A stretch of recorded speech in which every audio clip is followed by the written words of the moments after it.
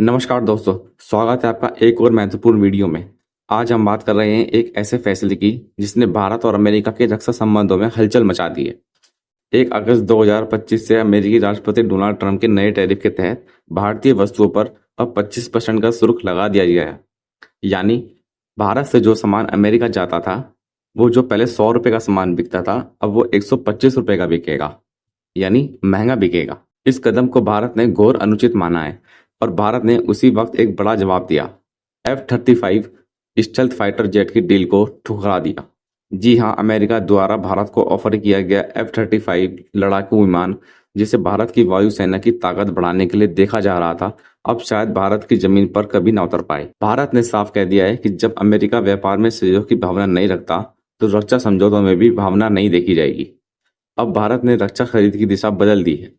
Make in India और आत्मनिर्भर भारत के तहत भारत अब अपने स्वदेशी लड़ाकू विमान और मिसाइल और ड्रोन पर जोर देगा। F-35 अमेरिका का 5वीं पीढ़ी का स्टेल्थ फाइटर जेट है। इसमें उच्च तकनीक, रडार से बचने की क्षमता और मल्टी रोल ऑपरेशन करने की फीचर्स हैं। इसकी कीमत एक यूनिट के करीब है, यानी 900 करोड़ रुपए हो सकती है। क्या इतनी भारी कीमत चुकाकर विदेशी टेक्नोलॉजी खरीदना जरूरी है, या फिर खुद की तकनीक को विकसित किया जाना ज्यादा समझदारी है? भारत अब तेजस और एमका कैट्स जैसे अत्याधुनिक सिस्टम पर काम कर रहा है।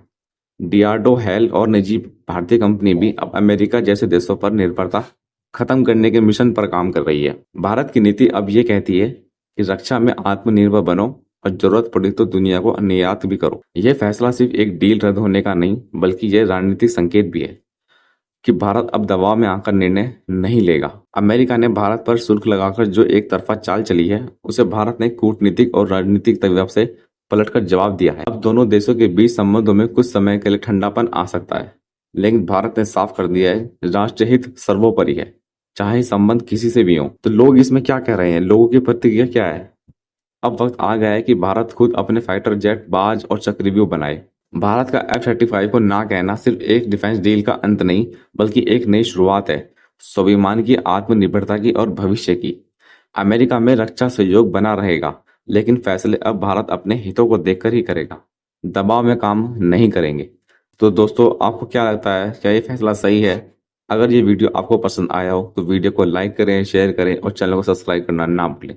और कमेंट में बताएं क्या ये फैसला सही लिया गया है। धन्यवाद। जय हिंद, जय भारत।